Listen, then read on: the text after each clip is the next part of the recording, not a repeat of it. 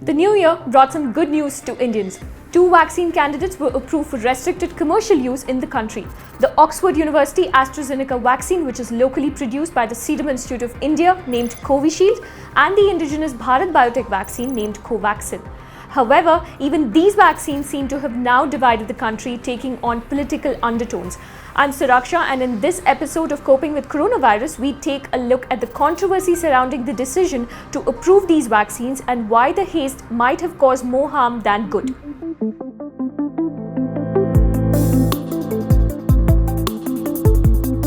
In early December, Pfizer set the ball rolling for EUA or Emergency Use Authorization for its vaccine in India. If you would like to know more about this, watch our previous video. The link is in the description. Immediately, the Serum Institute and Bharat Biotech too applied for an EUA or Accelerated Approval, as it is called in India, for their own vaccines.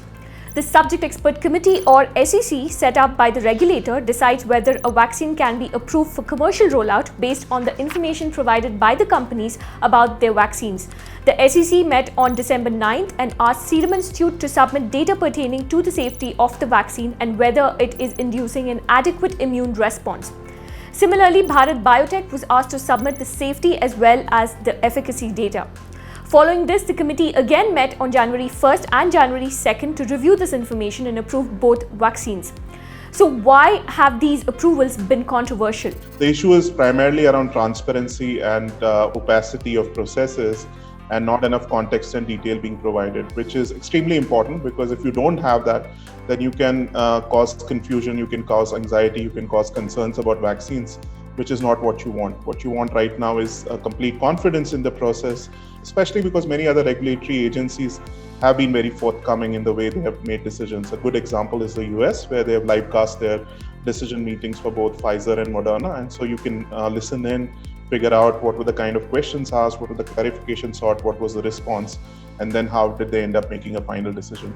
We've not seen that happen in India. In fact, the subject expert committees and its composition is also not known publicly. For a vaccine to be approved, answers to these three questions become important. Whether it is safe, can it induce antibodies, better known as immunogenicity, and is it effective in preventing the disease or its efficacy? According to the minutes of the SEC meeting, Serum Institute has submitted the safety, immunogenicity, and efficacy data for phase 2 and 3 trials from UK, Brazil, and South Africa. However, there is no data of how effective the vaccine is on the Indian population. Moreover, as top vaccine scientist Dr. Gagandeep Kang has noted, the data based on which the approval is given has not been made public. Usually, companies like Pfizer and Moderna publish their data in peer-reviewed journals while simultaneously submitting to the regulator. Without access to this data, the approval appears to be premature.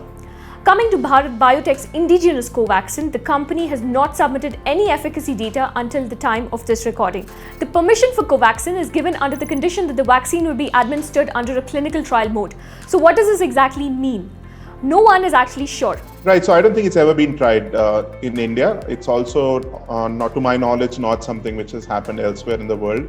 Does it mean that individuals who will take it will get consented? Does it mean that there will be a principal investigator as is there usually in clinical trials?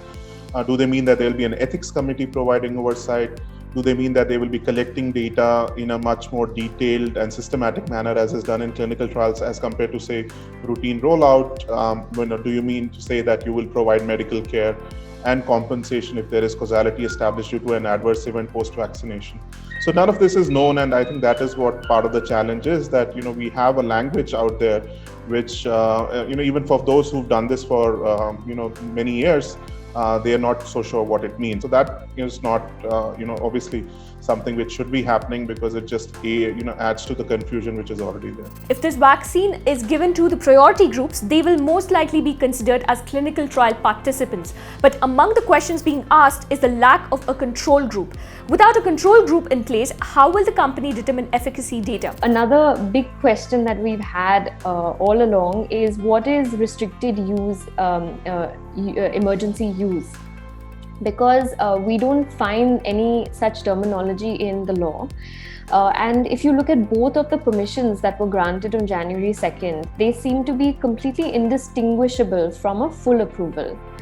And clearly now the government has given these approvals through an accelerated process, which is permitted through the law and the rules. But we would like to know how that is different from a full approval, because this is a mystery. The timing of the approval has also been controversial. The minutes of the meeting conducted on 30th of December indicate that the SEC asked Bharat Biotech to submit safety, immunogenicity and efficacy data. On the very next meeting, it asked the company to submit interim efficacy analysis from the ongoing phase 3 trial. Curiously, on 2nd of January, the committee gave the approval without ever receiving the efficacy data under the dubious clinical trial mode. Naturally, this reversal is being questioned as to what changed by the third meeting with the firm in 4 days. The meetings unfortunately happen to be very sparse in terms of information. They seem highly redacted. They do not provide the nature of the data that was submitted for review at various points, what those data were, and of course the basis of the decisions that have been taking place along the way. And worse, we do not even know who are the experts who have been participating in these committees, because the government has refused to share the names of those experts. Meanwhile, NDTV has reported on how the victims of Bhopal gas tragedy may have unwittingly participated in the vaccine trials. Say they were unaware of being in a medical study and were instead told that the injection would prevent their being infected by coronavirus. It once again has brought the issue of what informed consent means in a country where a large population cannot read or write.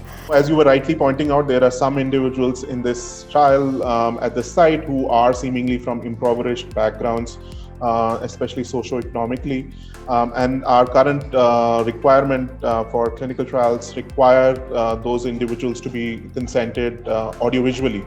Now, if audiovisual consent has not been taken, that also is problematic, and if it is being taken, that will at least give us some detail around what was the kind of consent process and how much time was spent on it, etc.